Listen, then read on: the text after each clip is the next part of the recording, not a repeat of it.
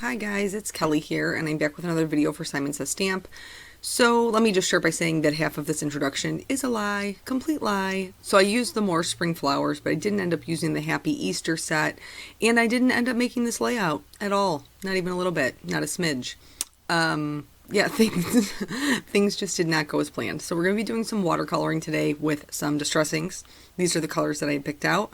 I have some Canson watercolor paper taped down to my board. I'm working on a Ranger craft mat. I'm going to smush my little distressings down to my craft mat and use that as a palette.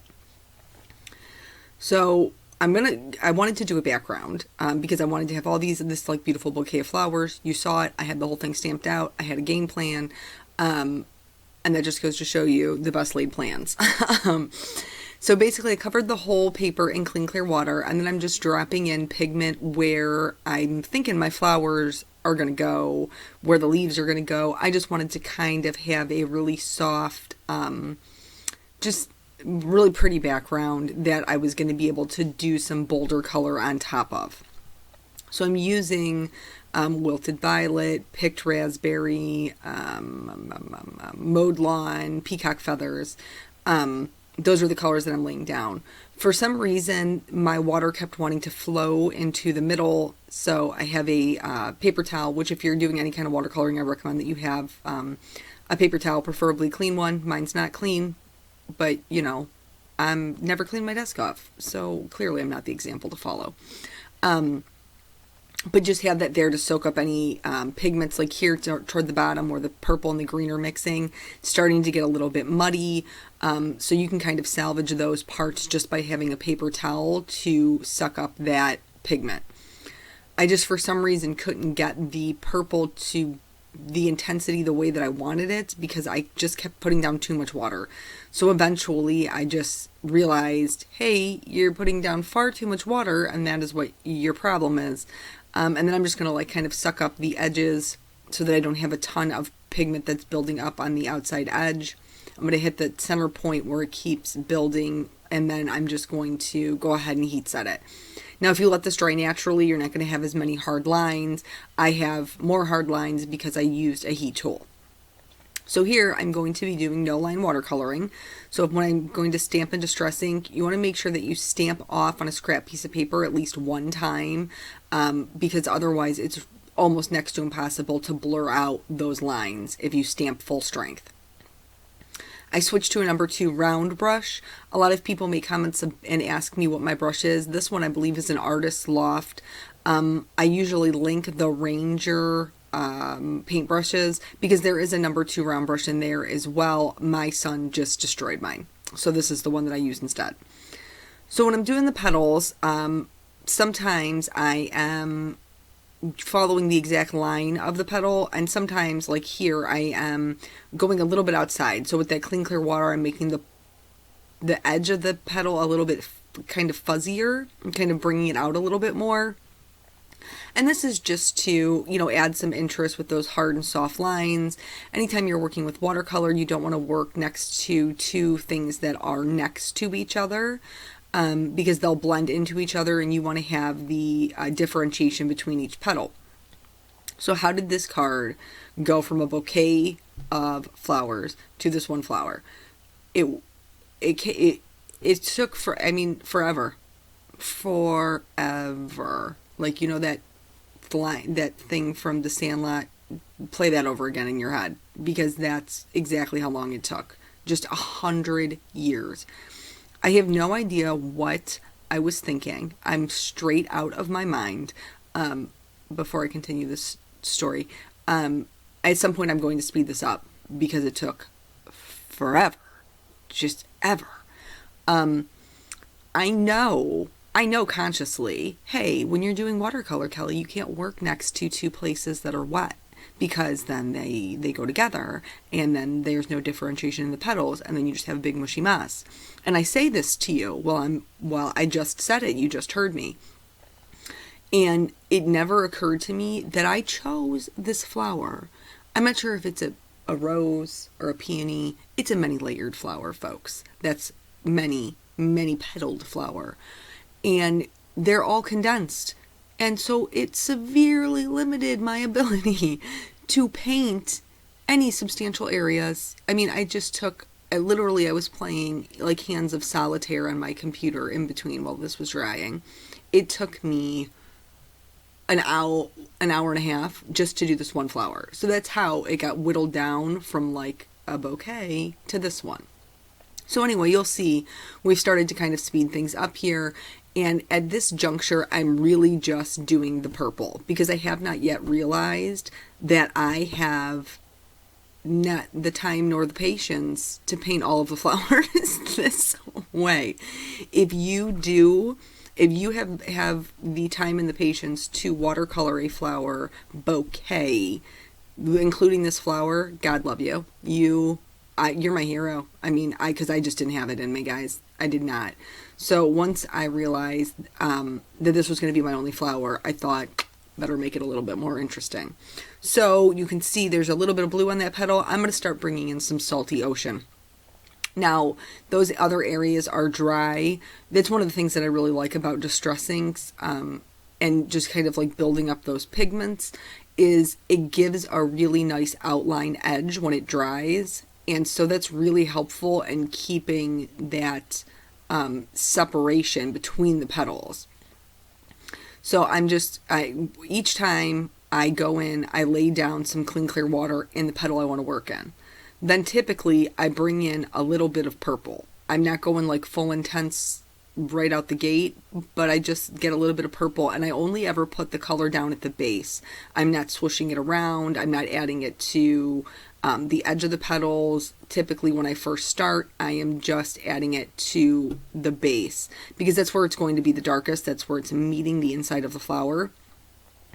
So, and I just keep going as I'm coloring different areas. I keep going back and adding to the other ones so that there is more intense color. And then just as the flower starts to fill up, there are times where I have to stop and take a break because there's no more areas for me to work in. So this is, it's a bit painstaking. I think it came out really pretty in the end. But it just, like I said, it took a really long time. So here, now that I've hit all those other petals and none of them have any blue in them because I started off just straight purple thinking that, I'm going to have pink flowers and I'm going to have green leaves and I'm going to have teal leaves. And so now I'm going to try to bring some of the blue back into the ones that I've already done. This is going to give me some more hard edges. And what I mean when I say hard edges is edges that don't really blend. But I was fine with it. I thought that it gave it like a more kind of painterly look. I'm not going for, I guess, like super realism. I just thought it would be a pretty watercolor flower. So I'm just adding those colors in, and it's fine with me that it doesn't necessarily blend perfectly, that it does look more like a painting. If you want something that is a little bit more blended, you can go back in with, after you lay that pigment down with clean, clear water and just smooth it out to the edge of the petal, and that will work to help kind of blend it in. I just didn't think it was necessary. There were parts of the flower, especially where the petals that are like rolled over and would have a highlight edge. I didn't even add any pigment to that. I just let the background show through since it is that purplish pink color underneath, and so I just kind of let it do its thing. As far as it looked like when it got to the center, I didn't try too hard to have it anything specific. As long as there was some darker spots that were separate from each other in the center, I called it good. This is more of, I guess, what they would call a loose watercolor. I don't know, because I'm not a watercolorist. I don't know I think it is more like loose because it isn't like super tight and, well, maybe it isn't. I don't know. I feel like it is. I don't feel like it's very flowy. I feel like it's pretty, I don't know. Anyway, I clearly have no idea what I'm talking about when it comes to the terms of watercolor. So maybe Google that. Maybe I should have Googled it before I started doing this voiceover, but I didn't. So here we are. So we're finally getting down to the last bit of the flower, which I think for us took 10 minutes. And in real life, it took me for just, oh my Lord in heaven, just 100 years. It was very, very time consuming. I do think it came out pretty in the end. I will never watercolor this flower again. I will never do that again. Copics, absolutely. Watercolors, negative. Negative Ghostwriter, the pattern is full. I cannot ever do this again. But since I came up with just this one flower and just in the middle of my card, now I got to come up with another game plan. So they have a large stem in this particular set, the More Spring Flowers by Simon Says Stamp. And so I decided I was going to just go ahead and put a stem on this bad boy with a couple of leaves.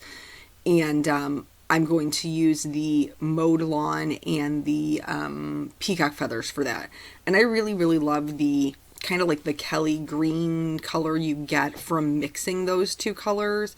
It's really bright, and it's a beautiful green. I'm not just saying that because I think it's called Kelly green. I'm not. For two of the leaves, this one and then the one on the left, I did leave more of a looser edge with it. For the one on the bottom right, I kind of stuck to what the particular shape was. And then I picked kind of like a side on each one that I wanted to be darker. With this leaf down here on the bottom, I added quite a bit of clean clear water outside of the edges just so that it would kind of bloom down. It does make them look really different, but I think it's really pretty. I guess it just depends on how you like your watercolor. It doesn't have necessarily such a defined edge. You can see it bleeding down there, and there isn't, like I said, a defined edge to the leaf. It will appear to have more of a defined edge once it's dried, but that stuff doesn't bother me.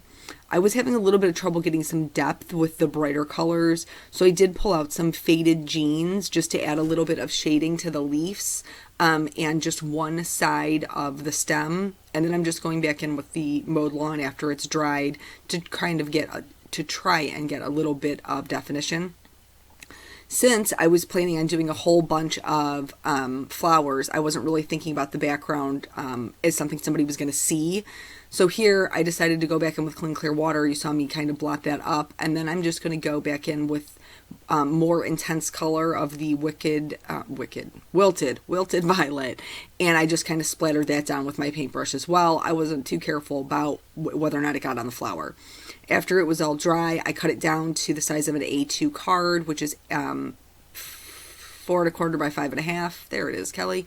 And I'm going to use my mini Misty to go ahead and stamp the sentiment. So I did not use the Happy Easter sentiment. I didn't feel like it made any sense. So I did pull out, which is another new step from Simon Says Stamp, because I loved the sentiment. And this is Friends of Life. And the sentiment says friends, what filled life's garden. Friends are what filled life's garden. And I think that's cute, and it's got the little flower. So I used some clear droplets. I prefer to adhere mine with some glossy accents because then they remain clear. You can still see through them. And then that was it. I called it because I was exhausted. It was like I ran a marathon of watercolor painting. I just could not believe how long this took. So I don't even know whether or not you learned anything except for pace yourself with the watercoloring, folks. It's the real deal. And so that's it. I will catch you guys on the next video. I hope that you have a wonderful weekend, and I will see you later. Bye.